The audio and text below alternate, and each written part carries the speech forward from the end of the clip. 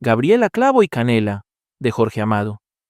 Esta historia de amor, por curiosa coincidencia, como diría doña Arminda, comenzó el mismo día claro, de sol primaveral, en que el estanciero jesuino Mendonza mató a tiros de revólver a doña Ciña Guedes Mendonza, su esposa, exponente de la sociedad local, morena casi gorda, muy dada a las fiestas de iglesia, y al doctor Osmundo Pimentel, cirujano dentista llegado a Ileus, hacía pocos meses, muchacho elegante con veleidades de poeta. Pues en aquella misma mañana, antes de que la tragedia conmoviese a la ciudad, la vieja Filomena por fin había conseguido cumplir su antigua amenaza de abandonar la cocina del árabe Nasib, emprendiendo viaje en el tren de las 8 hacia Agua Preta, lugar en el que un hijo suyo prosperaba. Como luego opinara Juan Fulgencio, hombre de mucho saber y dueño de la papelería Modelo, centro de la vida intelectual de Ileus. El día había sido mal elegido, aun siendo día hermoso, el primero de sol después de la larga estación de las lluvias, sol como una caricia sobre la piel. No era un día apropiado para derramar sangre. No obstante, como el coronel jesuino Mendonza era hombre de honor y muy decidido, poco afecto a lecturas y a razones estéticas, tales consideraciones ni siquiera le pasaron por la cabeza, dolorida por los cuernos. Apenas los relojes dieron las 2 horas de la siesta a él, surgiendo inesperadamente, ya que todos lo hacían en la estancia, despachó a la bella Ciña y al seductor Osmundo de 2 certeros balazos a cada uno, y consiguió que la ciudad olvidase los restantes asuntos que tenía para comentar, que el barco de la costera había encallado por la mañana a la entrada del puerto, el establecimiento de la primera línea de ómnibus que uniría a Ileus con Itabuna, el gran baile recientemente celebrado en el Club Progreso y hasta el apasionante caso de Mundiño Falcão, que había enarbolado la historia de las dragas para la entrada del puerto. En lo que respecta al pequeño drama personal de Nasib, súbitamente sin cocinera, apenas si sus más íntimos amigos habían tomado conocimiento del mismo, y sin concederle la menor importancia. Todos habíanse vuelto hacia la tragedia que les emocionaba, hacia la historia de la mujer del estanciero y el dentista, tanto por la alta clase social a la que pertenecían los 3 personajes que intervenían en dicha historia, cuanto por la riqueza de detalles de la misma, algunos picantes y sabrosos. Porque, a pesar del tan cacareado y vanidoso progreso de la ciudad, Ileus se civiliza con un ritmo impetuoso, había escrito el doctor Ezequiel Prado, famoso abogado, en el diario de Ileus. Todavía interesaban en aquella tierra, y por encima de todo, las historias como esa, violentas, de amor, celos y sangre. Íbanse perdiendo, con el correr del tiempo, los ecos de los últimos tiros cambiados en las luchas por la conquista de la tierra. Empero, de aquellos tiempos heroicos, había quedado un gustillo a sangre derramada, en la sangre de las gentes de Ileus. Y hasta ciertas costumbres, la de alardear de valientes, de cargar revólver noche y día, de beber y jugar. También ciertas leyes dirigían sus vidas. Una de ellas, por cierto que de las menos discutidas, nuevamente habíase cumplido aquel día. La honra de un marido engañado, solo con la muerte de los culpables, puede lavarse. Ley que venía de los tiempos antiguos, que no estaba escrita en ningún código, pero sí en la conciencia de los hombres, dejada por los señores de antaño, aquellos que fueron los primeros en derribar bosques y en plantar cacao. Así sucedía en Ileus, en aquellos años de 1925, cuando florecían los cultivos en las tierras abonadas con cadáveres y sangre, y multiplicábanse fortunas, cuando el progreso se establecía, transformando la fisonomía de la ciudad. Tan profundo era el gustillo de la sangre que el propio árabe Nasib, bruscamente afectado en sus intereses por la partida de Filomena, olvidaba tales preocupaciones para entregarse por entero a los comentarios del doble asesinato. Se modificaba la fisonomía de la ciudad, se abrían calles, importábanse automóviles, se construían rascacielos, abríanse caminos, se publicaban periódicos, fundábanse clubes. Ileus se transformaba. Sin embargo, mucho más lentamente evolucionaban las costumbres, los hábitos de los hombres. Así sucede siempre en todas las sociedades. Primera parte. Aventuras y desventuras de un buen brasileño, nacido en Siria, en la ciudad de Ileus, en 1925, cuando florecía el cacao e imperaba el progreso. Con amores, asesinatos, banquetes, pesebres, historias variadas para todos los gustos, un remoto pasado glorioso de nobles soberbios y ordinarios, un reciente pasado de ricos plantadores y afamados bandidos, con soledad y suspiros, deseo, venganza y odio, con lluvias y sol y claros de luna, leyes inflexibles, maniobras políticas y el apasionante caso de la entrada del puerto, con prestidigitador, bailarina, milagros y otras magias. O un brasileño de Arabia, la languidez de Ofenicia, que muy poco aparece, pero que no por eso es menos importante. Capítulo 1. En este año de impetuoso progreso, de un diario de Ileus, en 1925, rondó de Ofenicia. Escucha, oh hermano, Luis Antonio, mi hermano, Ofenicia en la terraza, en la red se balancea. El calor y el abanico, la brisa dulce del mar, mucama haciendo cosquillas. Ya iba a cerrar los ojos, el monarca apareció. Barbas de tinta, renegras, oh resplandor. El verso de Teodoro, la rima para Ofenicia, el vestido venido de Río, el corsé, el collar, mantilla de seda, punto negra, el sagüi que tú me diste. Todo eso de qué sirve, Luis Antonio, mi hermano. Son brasas sus ojos negros, son ojos de emperador, incendiaron mis ojos, sábanas de sueños sus barbas, son barbas imperiales, para mi cuerpo envolver. Con él quiero casarme, con rey no podéis casar, con él quiero acostarme, y entre sus barbas soñar. Ay, hermana, nos deshonráis. Luis Antonio, mi hermano, ¿qué esperas para matar? No quiero al conde, al varón, señor de ingenio no quiero, ni los versos de Teodoro, no quiero rosas, claveles, ni aros de diamantes. Lo que quiero son las barbas negras del emperador. Mi hermano Luis Antonio, de la casa ilustre de los Ávila, escucha. Oh mi hermano, si concubina no soy del señor emperador, en esta red voy a morir de languidez. Del sol y de la lluvia, y con un pequeño milagro.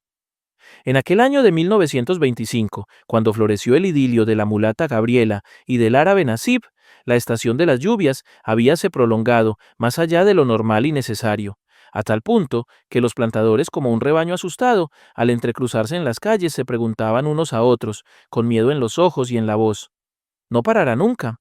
Se referían a las lluvias. Nunca habíase visto tanta agua cayendo de los cielos, día y noche, casi sin intervalos. Una semana más y todo estará en peligro. La zafra entera. Dios mío. Hablaban de la zafra, que se anunciaba excepcional, superando con largueza a todas las anteriores. Con los precios del cacao en constante aumento, esto significaba riqueza aún mayor, prosperidad, hartazgo, dinero a raudales. Los hijos de los coroneles, 6, irían a los colegios más caros de las grandes ciudades a cursar sus estudios. Nuevas casas se levantarían para las familias en las calles recientemente abiertas. Lujosos moblajes serían encargados directamente a Río. Llegarían pianos de cola para aristocratizar las salas. Los negocios bien provistos multiplicándose, el comercio creciendo, la bebida corriendo en los cabarets, mujeres desembarcando de los barcos, el juego campeando en los bares y en los hoteles, el progreso, en fin, la tan mentada civilización. Y pensar que esas mismas lluvias, ahora demasiado copiosas, amenazadoras, diluviales, tanto se habían demorado en llegar, tanto se habían hecho esperar y rogar. Meses antes, los coroneles elevaban los ojos hacia el cielo límpido en busca de nubes, de señales de próxima lluvia. Crecían las plantaciones de cacao, extendiéndose por todo el sur de Bahía, en espera de las lluvias indispensables para el desarrollo de los frutos recién nacidos, que sustituían las flores de las plantas. La procesión de San Jorge, aquel año, había cobrado el aspecto de una ansiosa promesa colectiva al santo patrono de la ciudad. Su rica litera trabajada en oro era llevada sobre los hombros orgullosos de los ciudadanos más notables y los estancieros más ricos, vestidos con el ropaje rojo de la cofradía, lo que no es poco decir, ya que los coroneles del cacao no se distinguían por la religiosidad, ni frecuentaban iglesias, y eran rebeldes a misas y confesiones, dejando estas debilidades para las mujeres de la familia. Eso de la iglesia son cosas para mujeres. Se contentaban con atender los pedidos de dinero del obispo y de los sacerdotes, destinado a obras y diversiones, el colegio de monjas en lo alto de la Victoria, el palacio diocesano, las escuelas de catecismo, las novenas, el mes de María, las kermeses y fiestas de San Antonio y de San José. Aquel año, en vez de quedarse por los bares bebiendo, todos ellos estaban en la procesión, con la vela en la mano, contritos, prometiendo el oro y el moro a San Jorge, a cambio de las preciosas lluvias. La multitud detrás de la litera acompañaba por las calles los rezos de los sacerdotes. Vestido con el ropaje del ritual, las manos unidas para la oración y el rostro compungido, el padre Basilio elevaba la voz sonora, arrastrando los rezos.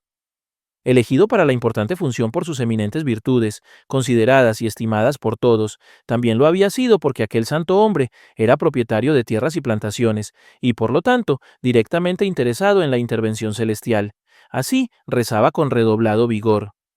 Las numerosas solteronas, en torno a la imagen de Santa María Magdalena, retirada la víspera de la iglesia de San Sebastián para acompañar la litera del santo patrono en su ronda por la ciudad, sentíanse transportadas en éxtasis ante la exaltación del Padre, habitualmente bonachón pero apurado, despachando su misa en un abrir y cerrar de ojos, confesor poco atento a lo mucho que tenían ellas para contarle, tan diferente del Padre Cecilio, por ejemplo. Elevábase la voz vigorosa e interesada del cura en la oración ardiente, elevábase la voz cascada de las solteronas, el coro unánime de los coroneles, y sus esposas, hijas e hijos, comerciantes, exportadores, trabajadores llegados del interior para la fiesta, cargadores, hombres de mar, mujeres de la vida, empleados de comercio, jugadores profesionales y diversos malandrines, los chiquilines del catecismo y las muchachas de la congregación mariana. Subía la oración hacia un diáfano cielo sin nubes, donde, como una asesina bola de fuego, un sol despiadado quemaba, capaz de destruir los brotes del cacao, recién abiertos. Algunas señoras de la sociedad, según la promesa sobre la que se pusieran de acuerdo en el último baile del Club Progreso, acompañaban la procesión con los pies descalzos, ofreciendo al santo el sacrificio de su elegancia, pidiéndole lluvia. Murmurábanse diferentes promesas, apurábase al santo, pues ninguna demora podía admitírsele, que bien veía él la aflicción de sus protegidos. Era un milagro urgente lo que se le pedía.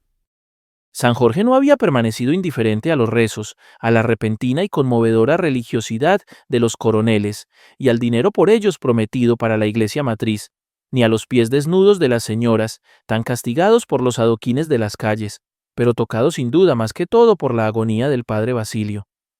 Tan receloso estaba el padre por el destino de sus frutos de cacao, que, en los intervalos del ruego vigoroso, cuando el coro clamaba, juraba al santo abstenerse un mes entero de los dulces favores de su comadre y gobernanta Otalia. 5 veces comadre, ya que 5 robustos retoños, tan vigorosos y promisorios como las plantas de cacao del cura, había ella llevado a la pila bautismal, envueltos en linón y encaje. No pudiendo reconocerlos, el padre Basilio era padrino de todos ellos, 3 niñas y 2 niños, y, ejerciendo la caridad cristiana, les prestaba el uso de su propio nombre de familia, Cerqueira. Un bonito y honesto nombre. ¿Cómo podría San Jorge permanecer indiferente a tanta aflicción? Desde los tiempos inmemoriales de la capitanía, él venía dirigiendo, bien o mal, los destinos de esa región, hoy tierra del cacao.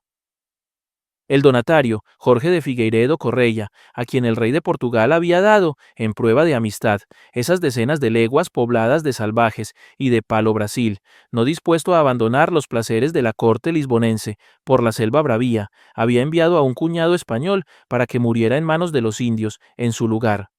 Pero habíale recomendado poner bajo la protección del santo vencedor de los dragones aquel feudo que el rey, su señor, tuviera por bien regalarle. Él no iría a esa distante tierra primitiva, pero le daría su nombre, consagrándola a su tocayo San Jorge. Montado en su caballo, desde la luna, el santo seguía el destino animado de ese San Jorge, docileus desde aproximadamente 400 años. Había visto a los indios degollar a los primeros conquistadores y ser, a su vez, destrozados y esclavizados. Había visto levantarse los ingenios de azúcar, las plantaciones de café, pequeños unos, mediocres las otras. Había visto vegetar esa tierra, sin mayor futuro, durante siglos. Después, había asistido a la llegada de las primeras plantaciones de cacao, ordenando a los macacos jupará que se encargasen de multiplicar las plantas de cacao. Tal vez sin objetivo definido, apenas para mudar un poco el paisaje del que ya debía estar cansado, luego de tantos años. Lejos de imaginar que, con el cacao, llegaba la riqueza, una época nueva para la tierra bajo su protección. Vio entonces cosas terribles, los hombres matándose traicionera y cruelmente por la posesión de valles y colinas, de ríos y sierras, quemando las plantas, plantando febrilmente sementeras y sementeras de cacao. Vio crecer súbitamente la región, nacer villas y poblados, vio llegar a Ileus el progreso trayendo un obispo consigo, instalarse nuevos municipios, Itabuna, Itapira, levantarse el colegio de monjas, vio a los barcos desembarcando gente, y tanta cosa vio que llegó a pensar que nada más podría impresionarlo.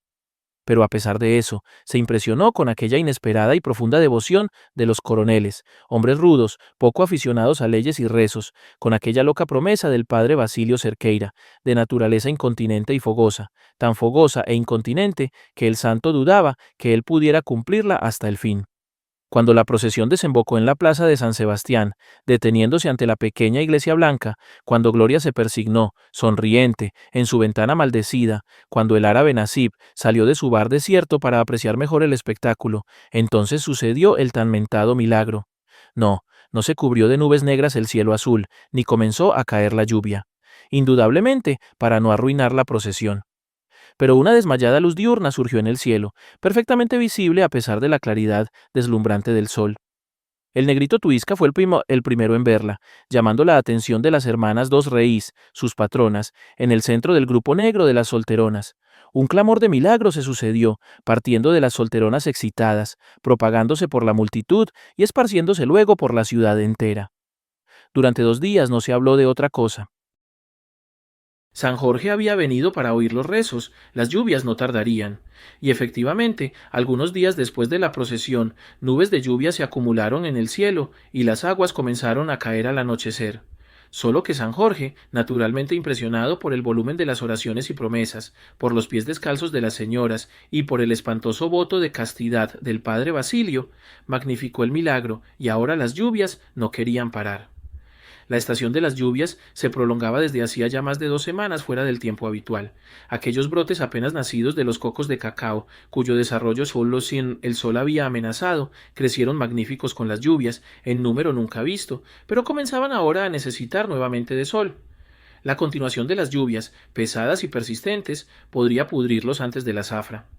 Con los mismos ojos de temor angustiado, los coroneles miraban el cielo plúmbeo, la lluvia cayendo, buscaban el sol escondido. En los altares de San Jorge, de San Sebastián, de María Magdalena, hasta en el de Nuestra Señora de la Victoria, en la capilla del cementerio, se encendían velas. Una semana más, tal vez 10 días más de lluvias, y la zafra estaría por entero en peligro. Era una expectativa trágica.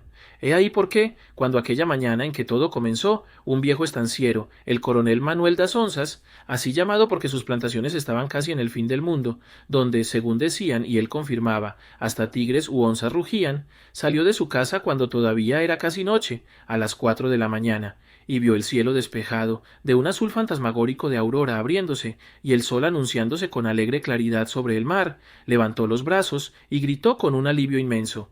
En fin, la zafra se salvó. El coronel Manuel das Onzas apuró el paso en dirección al puesto de pescado, en las inmediaciones del puerto, donde por la mañanita, cotidianamente, se reunía un grupo de viejos conocidos en torno de las latas de Mingaucho 9 de las Bahianas. No habría de encontrar a nadie en aquella hora, él era siempre el primero en llegar, pero caminaba rápidamente, como si todos lo esperasen para oír la noticia. La alborozada noticia del final de la estación de las lluvias. El rostro del estanciero se abría en una sonrisa feliz. Estaba garantizada la zafra, aquella que sería la mayor de todas, la excepcional, de precios en constante aumento, en ese año de tantos acontecimientos sociales y políticos, en el que tantas cosas mudarían en Ileus, año por muchos considerado como decisivo en la vida de la región. Para unos fue el año del caso de la Barra, para otros el de la lucha política entre Mundiño Falcão, exportador de cacao, y el coronel Ramiro Bastos, el viejo cacique local. Terceros lo recordaban como el año del sensacional juicio del coronel Jesuíno Mendonça, algunos como el año de la llegada del primer navío sueco, iniciando la exportación directa de cacao. Nadie, sin embargo, habla de ese año, de la zafra de 1925 a la de 1926, sino como el año del amor de Nasib y Gabriela, y, aun cuando se refieren a las peripecias del romance, no comprenden cómo, más que cualquier otro acontecimiento, fue la historia de esa loca pasión el centro de toda la vida de la ciudad en aquella época, cuando el impetuoso progreso y las novedades de la civilización transformaban la fisonomía de Ileus.